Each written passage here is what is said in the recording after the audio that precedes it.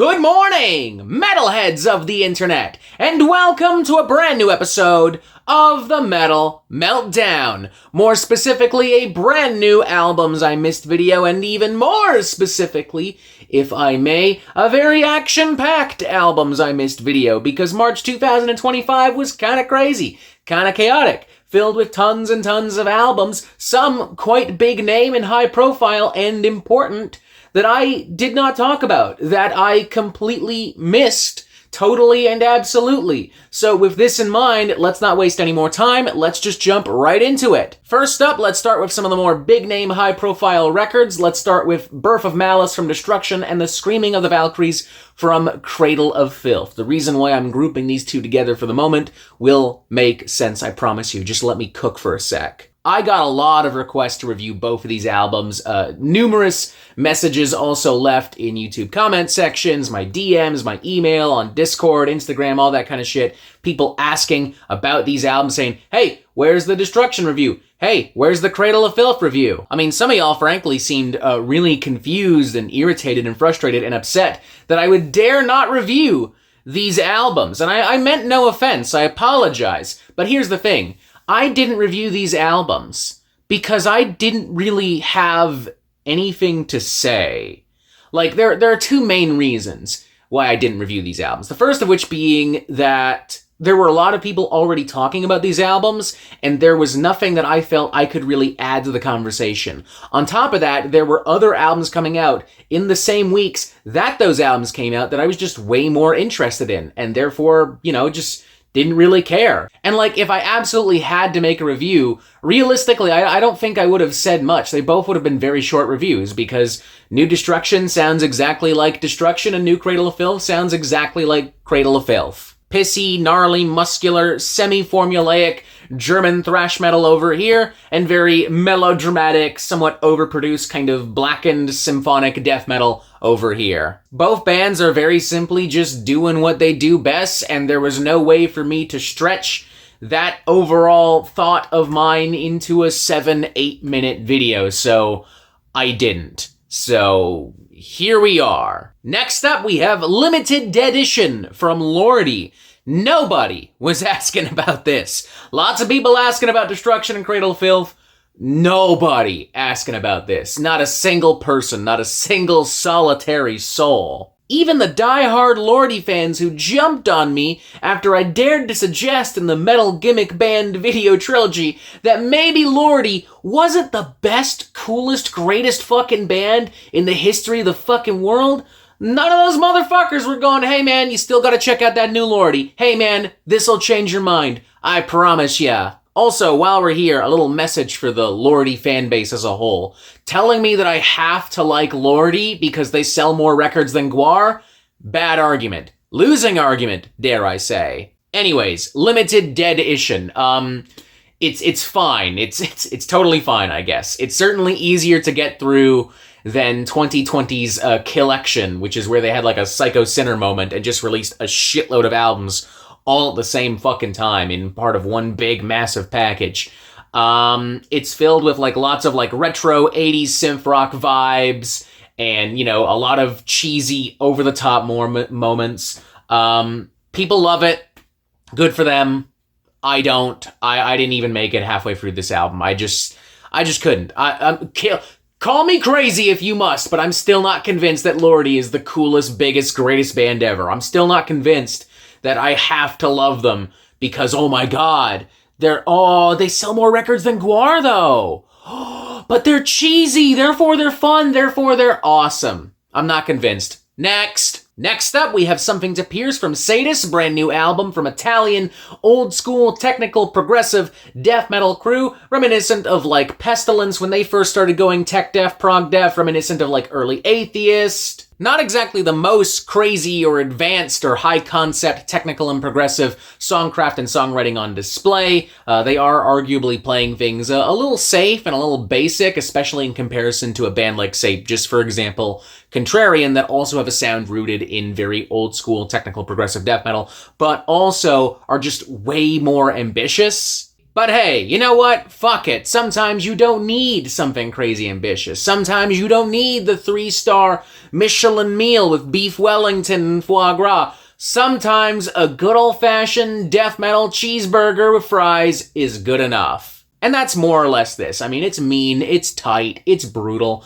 but there are like some fantastical cosmic melodies and guitar parts and dynamics here and there, some more complex, nuanced riffage, decent chunky meaty grooves all throughout, volatile barrages. I wouldn't mind maybe a leaner kind of sound mix, like the guitar tone is very old school death metal, but I feel like the vocals kind of blur in with everything, and a leaner, cleaner sound would benefit those aforementioned more fantastical cosmic sections and elements where there is more melodic guitar playing and more proggy kind of stuff happening. But overall, a fun listen. If you're in the mood for some old school death metal with just a little bit of extra flair and spice and sizzle, this should do the trick just fine. Next up, we have Beyond the Abyss from Wombbath, another old school death metal record, this time of the early to mid-90s Swedish variety. Sounds reminiscent of grave, dismember, vomitory, very early at the gates. You've got that iconic signature HM2 guitar tone. You've got dark, sinister melodies interwoven between battering, brutal sections that are gross and gnarly and sick and fucked up in all the best ways possible. This band has been kicking around in some capacity for like 35 years now. They've gone through various phases and iterations. They've changed their name a couple times. They've had lineup changes. They've broken up and then gotten back together. All the while, they've learned a lot, and they've pooled all of that once again onto another killer Swedish death metal record. Not much more to say, man. It just sounds evil as fuck, and it's brutal, and it kicks fucking ass. If you're in the mood for some gnarly, gross, dark, evil, old-school Swedish death metal reminiscent of all the bands I just mentioned, pulling from all the bands I just mentioned, you're definitely gonna love this. You definitely need to check it out. Next up, we have a pair of EPs from Belgian post-metal crew Amenra, entitled With Fang and Claw and De Torn, the latter of which is a sequel or successor or companion to 2021's De Dorn, both of which are filled with aggravating, screaming vocals and dark soundscapes and menacing atmospheres, and it's fairly intense. Now, I will say, as I've always said, and as I will continue to say, I feel like Amen-Ra's music still works best in a live setting. I feel like that is where it is at its most explosive and emotive and volatile and effective. And I think having seen them live a few years back, opening for like Yob and Voivod, I think it kind of soured the experience of like listening to like a studio recording, because it just doesn't match up. Like, it just doesn't have that same energy and intensity for me. But I recognize that I could be in the minority, and to Amen-Ra's credit, these EPs are still chock full of pretty intense, agonizing, and aggravating stuff. Like, I think it's fair to say the average person will still feel the weight and intensity of this through and through. As usual, Amen-Ra does a great job at building on atmospheric tension and on contrasting rhythms and arrangements. You have these quiet, lingering sections with these almost spoken word style poetic vocals and lyricism. Then you have these sections of aggravating, like sludgy post-metal with like very real human screaming. It can really catch you off guard if you're not careful. It can kind of lull you into this false sense of security. It can definitely sound like just really, really devastating and powerful. Not really entirely sure why these two EPs couldn't have just been brought together into an album. Maybe there's something conceptually that I'm missing here. Maybe this ties into like a larger EP series that they're working on, or a larger project, an album, or whatever the fuck. I don't know, but hey, both of these EPs, really solid shit. I would still rather just go see Amen-Ra live again, but until then, this will do. Next up, we have Teitanblood from Alien Weaponry, a New Zealand groove thrash metal crew. This one really flew under the radar for me, which is a shame because a couple of years back, these guys were being really, really, really hyped the fuck up. Like, I feel like 5, 6, 7, 8 years ago tops, I was hearing lots about this band, like lots of like metal music journalists and websites and outlets and people online really hyping them the fuck up, and I totally see why, don't get me wrong. They're a good band, but now I'm hearing nothing. What the fuck happened? This literally went right under the radar for me. If it wasn't for Banger TV reviewing this, I honestly might not have even heard of it at all. So thank you, Banger TV, for that. Cheers from a fellow Torontonian metalhead. What was I talking about?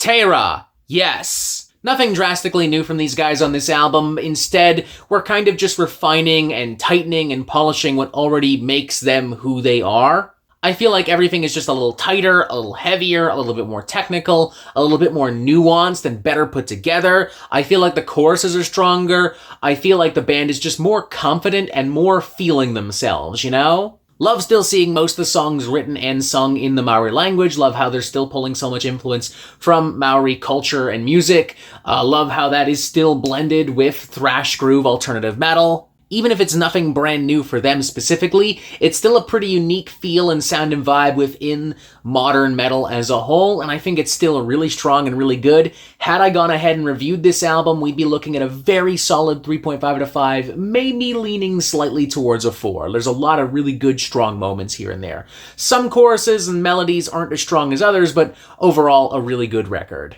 Next up, we have Cult of the Serpent Sun, brand new album from blackened heavy metal crew Nite. I enjoyed their previous album, Voices of the Cronian Moon, released back in 2022. I think it was. This one is more of the same, but I'm not really bothered. I like some greasy, blackened heavy metal now and then, you know? That kind of combination of like these dark, mystical, ritualistic black metal tones and harsher vocals and textures mixed with more epic, classic trad metal, classic heavy metal, hard rock kind of stuff. Like, it's fun. It's not as edgy as a Midnight album. It doesn't have all the twists and turns of like a Slagette album. It's not as like theatrical and gothic as like a Tribulation album. It's kind of doing its own thing. It's going into more like full-on ritualistic, mystical kind of like black metal aesthetic territory while retaining those epic old school heavy metal kind of roots. And I really like that. The result is something that really does sound like a ritual in sonic form, you know? Like, I feel like I'm somewhere dangerous, somewhere that I shouldn't be. I think the songs are really well put together, a lot of good dynamics, a lot of good melodies here, really nice, clean production that still has like a kind of a raw, underground kind of scuzzy feel in bits and parts. Very solid record through and through. I thought about reviewing this, and I think had I done so, we'd be looking at a solid 3.5 out of 5. Next up, we have Celestial Death, brand new album from progressive, technical, sci-fi thrash metal crew Cryptosis, who are so far doing an excellent job at filling the void left by Vector. Big improvement on their debut, Bionic Swarm, in my opinion, which I did still enjoy for the record, but this is bigger, bolder, tighter, more varied, more expressive, more dynamic. It's just more. Great use of synths and keys and strings and different atmospheric textures and elements and soundscapes all across the record. Love how, you know, it's very high octane. It has these darker, bleaker, almost kind of like blackened shades here and there as well. Certain melodies and arrangements can be quite grandiose, but despite that, we're never compromising that really intense kind of like techie thrash kind of feel. And like, honestly, for me, this is a breath of fresh air. I like thrash metal, contrary to popular belief, but I do tire of how repetitive and formulaic some thrash metal can be. Like, I feel like there are far too many bands that are just obsessed with like recapturing the sound and vibe of the 80s. Like, do something new. Do your own thing. Cryptosis is actually doing that. Like, even if it is very reminiscent of Vector, I don't feel like it's a carbon copy. I don't feel like they're taking something from Vector. Although, even if they were, I think I'd let it pass because, like, finally, an alternative to Vector. Finally, again, something filling the void. Finally. Anyways, Celestial Death, a great album. Cryptosis, y'all killing it. This one I probably came the closest to reviewing out of everything we're talking about here today, and y'all probably would have gotten like a very strong, very enthusiastic 4 out of 5. Next up, we have the return of magic from Wake. Not Rwake, I looked it up, don't at me. This is apparently their first album in 14 years. I'm not really familiar with anything they've done beforehand, and I haven't even really spent like a shit ton of time with this particular album. As such, I even by the standards of these videos, I can't really give you a super in-depth review. But I can tell you that I really like what I've heard and what I'm hearing. Like, this is really cool. Really emotive, expressive, agonizing, aggravating, sludgy doom metal with some more experimental flourishes, some more progressive flourishes here and there. Like, one minute you have some dark, poetic kind of spoken word stuff with layered vocals, overtop some simplistic kind of acoustic guitars, then you have some sparse kind of percussion with like some yelling vocals over the top, you have atmospheric, slow drawling, almost drony kind of sections with like big cathartic explosions of sludge and doom metal. Like, there's some really, really, really great stuff here. I really look forward to continuing to listen to this album. I look forward to checking out more and more of this band's stuff in the past. And if the rest of their stuff is even half as good as this, then here's hoping it doesn't take another 14 years to get another album. Next up, we have from the Visceral Abyss, brand new album from Teitanblood. I've heard a little bit about these guys over the years, but never really sat down and listened to a full album. Now I have, and holy fucking shit. A fucking battering ram of like dark, brutal, glaring, uncompromising noise and bloodthirsty, violent metal. God damn. Just like massive, towering, grating, noisy walls of blackened death metal all over the place. It's heavy, it's extreme, it's unrelenting. And it's just fucking filled with crushing, twisted riffs and pulverizing percussion and genuinely creepy, ominous moments and sections and tidbits as well. Honestly, this might be the most accurate album title of all time. This does sound like it came from one hell of a visceral abyss. I mean, god fucking damn. And like listening to this album, I feel like I'm stuck staring into this abyss forever. I've been consumed by it, swallowed whole by it. I'm being crushed alive. I was never claustrophobic before, but now I'm suddenly feeling a little claustrophobic. This shit's heavy. It's intense. Honestly, if we hadn't done Gimmick Metal Bands Part 3, I might have reviewed this as well. And this probably would have gotten a 4, maybe even leaning towards a 4.5 out of 5. It is a seriously fucking gnarly ass record. Next up, we have Air from This Is a Curse, and if somehow you were listening to that Teitanblood record and you were going, you know what? I mean, this is pretty brutal, pretty crazy, pretty freaky, but I'm not satisfied. I need more brutal, more crazy, more freaky. Congratulations. This is the album for you. Similarly, a pretty unrelenting black metal record with a variety of towering, oppressive, and totally brutal, fucked up moments and sounds all throughout. But also, I do feel like it's a little bit more high concept. I do feel like it's a little bit more varied. There's a little bit more going on. Like, it's more raw and has more chaotic, ritualistic kind of black metal elements and shades. I also appreciate some of the more metaphorical kind of lyricism. I appreciate some of the introspection on display here amidst the very violent, noisy, bloodthirsty mayhem. You have some really haunting ambient moments, some more epic riffage, and some more theatrical, grandiose moments and such as well, all kind of sandwiched in between this very aggressive, brutal black metal. Just really fucking great stuff, man. And I feel like the more I listen to this record, the more I learn about it, the more I appreciate it, the more I enjoy it. I definitely want to pick this up on vinyl. I will definitely be listening to this more and more as time goes on and checking out more stuff from this band in the near future as well. Highly recommend it. Definitely check it out. Maybe one of my favorites of the month alongside the Cryptosis record. Maybe. Honestly. Yeah, like Cryptosis, Teitanblood, and this. Fucking great records. The best of the month in this video. Yeah. Next up, we have Death Comes to All, brand new album from Gates to Hell. Very much a modern death metal record, you know? Like, very loud production with a lot of, like, aggressive, almost kind of hardcore, deathcore grooves and beatdowns and riffs here and there, integrated with more rapid-fire, grisly kind of death metal shit. Definitely has far more in common with like Gatecreeper and Venom Prison than it does with like Cannibal Corpse or Obituary, and that's definitely going to be a turnoff for some people, especially if you're someone who really does not like where modern death metal is right now. But me personally, I kinda, sorta, mostly fuck with it. I like it. I like how varied it is. I like how we go back and forth between different grooves and explosive bursts and different riffs and like churning riffs and grinding riffs and pounding riffs, you know? It's really cool. And I do mostly like how abrasive and in your face it is, even if I would argue that it could benefit from turning things down just a little bit. Like, the percussion doesn't need to be that sharp and loud, you know? I like how short the songs are as well, and in turn how short the album is. Like, it just has this don't fuck around kind of mentality, get straight to fucking business and then fuck off kind of attitude, which I love. And it's able to pack in tons of meaty, brutal goodness in that fucking time as well. I enjoyed this record a lot, warts and all, and I look forward to seeing Gates to Hell continue to kind of evolve and build on the momentum and on the successes of this record in the future. And finally, let's start wrapping things up with this self-titled debut album from Corpus Offal. Kind of an underground death metal supergroup of sorts. Some good talent here, featuring current and former members of Bell Witch, Caustic Wound, Cerebral Rot. In fact, this band was basically formed in the ashes of Cerebral Rot. who I honestly miss dearly, truly. I really like their gross, gnarly, gruesome, slimy take on death metal, but it's nice to see most of that intact on this album, with new influences and ideas and spices as well. I like the sinister riffage, I like how raw it is, I like how dark it is. Kind of embodies the best elements and in turn acts as like a smorgasbord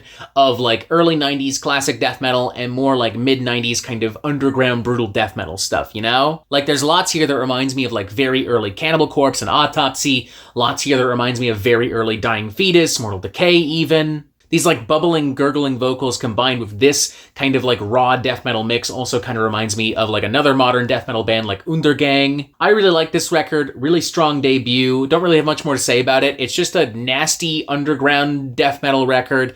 Definitely check it out. And voila, there you have it. Those are all of the albums that I feel I missed in the month of March 2025. But as is always the case, there is still lots more music to talk about, lots more stuff that came out that we didn't talk about. So now it's your turn to tell me, what are those albums? What are some other albums that came out in March 2025 that we didn't talk about in any capacity that we should just check out and listen to and have fun with together?